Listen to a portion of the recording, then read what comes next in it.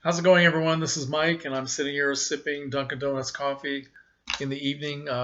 It's chilling out on Friday. It's been a terrific week, and haven't done a video for a while, so I thought I would ease back into it by just giving you a little bit of an update. A couple of things that I bought this week at Barnes& and Noble. I've been doing a little impulse shopping. Plus, they've been sending me these discount cards, and I got around to using one of them. So I think these are too good to pass up. So I walked into Barnes& and Noble about a week ago. Well, I guess it was the beginning of the week, Monday or Tuesday, and I went into their film book section, and I stopped dead in my tracks when I saw this. Fellini in the 60s, okay? Federico Fellini in the 60s. I did not even know this book existed.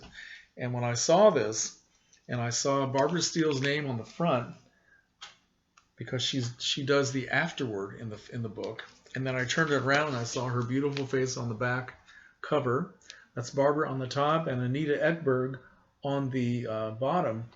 I just I grabbed it. I didn't even look at the price. I just said, "There's no way in the world I'm not going to buy this." So I ran to the counter to pay for it, and it is an absolutely beautiful book.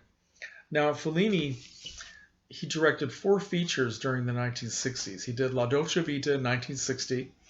He did Eight and a Half, 1963, Juliet of the Spirits in 1965, and Fellini Satyricon in 1969. He also directed segments of two other films, Boccaccio 70 in 1962. I think I'm pronouncing that correctly, probably not, and Spirits of the Dead in 1965. Now, the only features that I have seen all the way through are La Dolce Vita and Eight and a Half. I've seen part of Juliet of the Spirits. I've never seen it all. So my experience of Fellini in the 60s is fairly limited. I saw a lot of his films, well, at least several in the 70s, but in the 60s, these are the only ones that I've seen.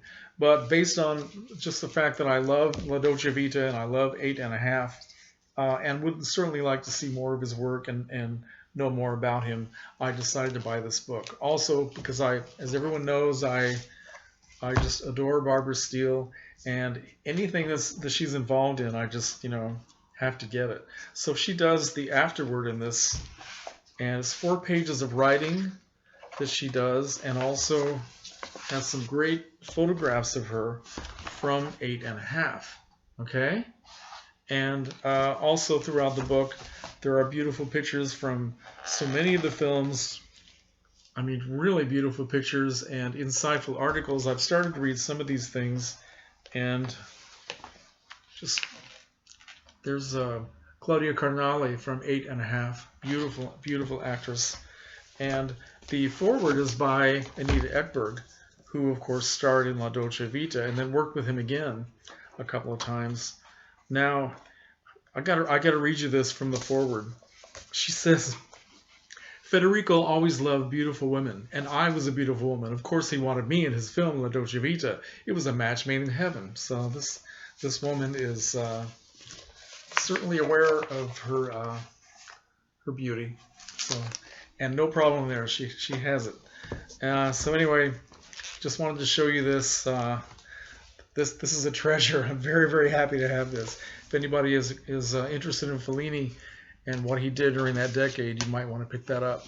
So the second thing I want to show you is a Blu-ray box set. Can you imagine me buying Blu-ray? But I did. This is the Twin Peaks, the entire mystery box set. And I bought this last night. I went into Barnes & Noble with just one of these discount cards burning a hole in my pocket. I knew I was going to buy something. Plus, I really want to keep supporting Barnes & Noble. I want to do my business there rather than Amazon, where the rest of the world is going. So not that it's terrible to use Amazon, but I think we should keep our bookstores open, and that's why I like to buy a lot of things at Barnes & Noble. So I was walking around not really focusing on anything, and it just popped into my head that I always was curious about Twin Peaks, and I knew there was a box set available of DVDs. I didn't know there was a Blu-ray out. So I just asked if they had this, and she said, yes, we do. So I picked it up.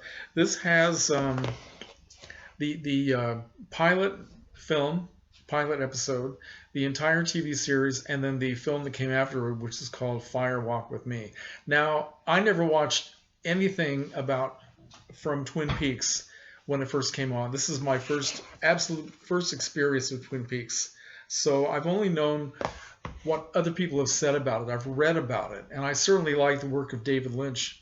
Several things he's done. I love, The Elephant Man. I love Dune. I loved what else do I love? I love Lost Highway, and I absolutely adore Mulholland Drive. So there are a lot of things I like that David Lynch has done.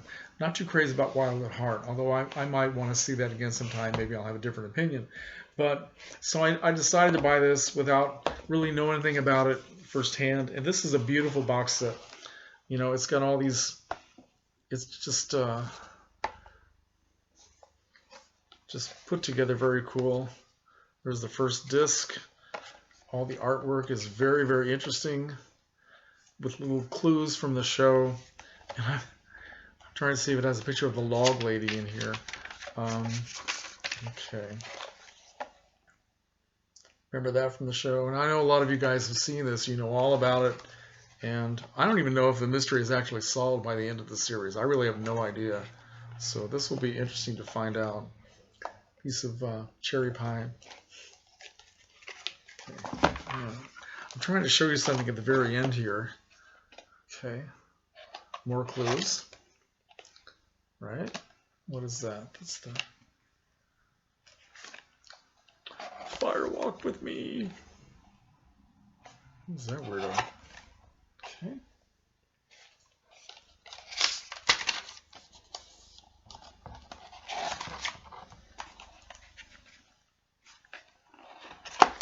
And then finally we get to the last, and we have this little piece of white paper. Fire Walk with Me. Okay. So those of you who know about this series, you know this is a major clue. And so for me, it's all a big mystery. It's all brand new. So I'm very excited about having this and getting into this. I watched some of it last night, so I'm just slowly getting into the weirdness of it all. I like the actors. I mean, Kyle MacLachlan is terrific. Michael Ontkean, Russ Tamblyn is just as weird as it could possibly be. Richard Beamer from West Side Story. Peggy Lipton from the Mod Squatch is absolutely beautiful. So, all right, that's my little update here, entering into the world of Fellini and Twin Peaks. What will that do to somebody? Oh my gosh, I'll let you know.